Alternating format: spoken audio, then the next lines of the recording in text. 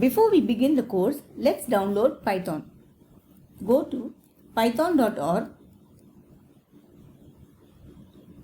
and under downloads, depending on your operating system, download Python 3.8.3. You may refer to the resources tab for more help. Launch IDLE. The very first hands-on experience in any programming language is Hello World. In Python, the print is a built-in function, as you can see, that has value or a set of values with a space as a separator denoted by a pair of single quotes and ends with a new line, that is /n by default. Whatever is printed is saved in sys.stdout, and finally flush is set to false in order to retain the contents of the file. Now let us print Hello World.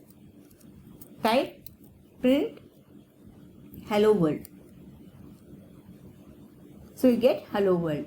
A unique feature in variable declaration is that we directly declare it without specifying the data type. Suppose we want to accept a name from the user and print welcome followed by the name of the user, then we simply declare name equal to input of enter name.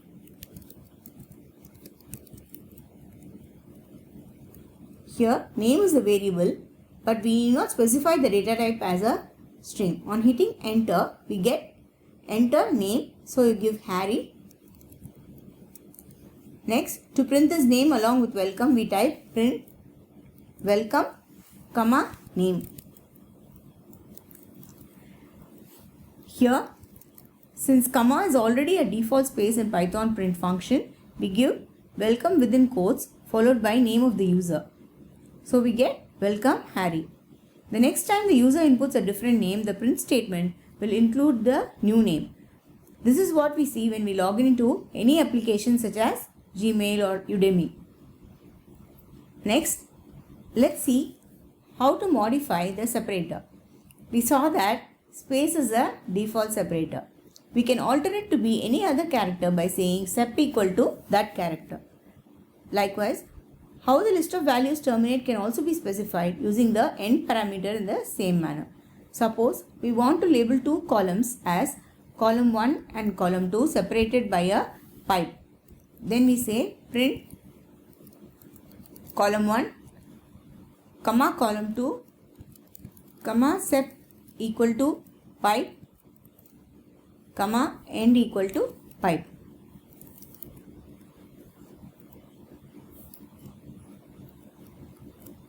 Now we get column 1 pipe, column 2 pipe as a end separator. The next type of print is about formatting the input as well as the output. Consider calculating area of a circle. We declare pi with its float value pi equal to 3.14159265,359 and radius with integer value 2.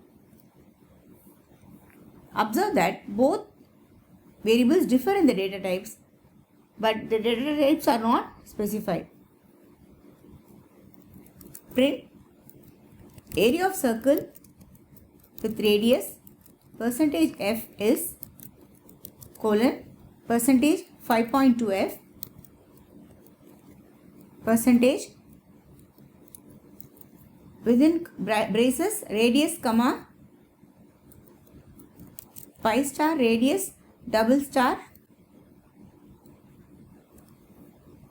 Here print has two parts. First part is the string area of circle with radius followed by format specifier %f for float. Though radius is an integer here, we want to print it in float, followed by %5.2f for area, which means that 5 positions out of which 2 are meant for the decimals, 1 for the period and remaining 2 for the units and tens digit of the area. The second part of the print has percentage followed by parenthesis within which all variables to be printed are listed, comma separated. Note that the number and sequence should match. Here, instead of declaring a variable area, we directly print the formula pi r square. In Python, the double star denotes to the power of. So we get area of circle with radius 2.0 is 12.57. Let's see how to format the variables, especially when there are two or more variables using dot format. Dot format, as the name suggests, is used to format the variables as required in terms of the data type or the leading spaces or the zeros. Let's say we want to display the length and breadth of a rectangle.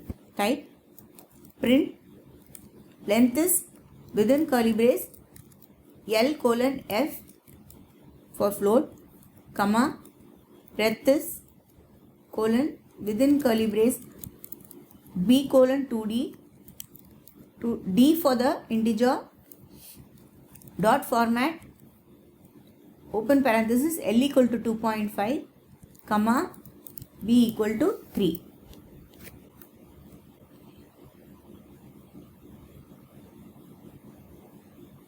We see that length is 2.5 and breadth is 3. Observe that here, since we did not specify the number of decimal places required for length, the entire float value is printed. You may try giving L:0.2f to see 2.50. Also, the breadth value 3 got printed after 2 leading spaces. If we don't want leading spaces, we just give B:0D. And we get breadth as 3 without spaces. Let's see another feature of dot format wherein we can add a leading 0. This can be done by first creating a space for the 0 and then printing a 0 in that space. In this example, let's give 2 spaces and print a leading 0 in the breadth by saying B:02D. So we get space 0, 3.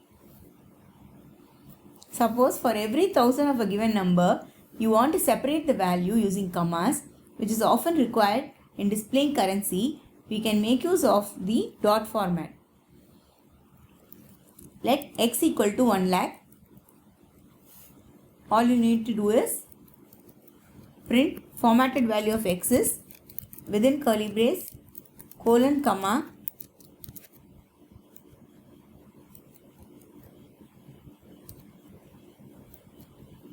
dot format of x. This is standard for any large value of the variable. Thus, we get 1 lakh with a comma at the 1000th position. So, the formatted value of x is 1 lakh with a comma, as you see. In Python, we can also print values based on their index position in the dot format list. Suppose we want to print 2 birds in alphabetical order. We give print alphabetical order is within curly brace 0 for the index 0 and then within curly brace 1 for index 1 dot format of eagle, comma, penguin.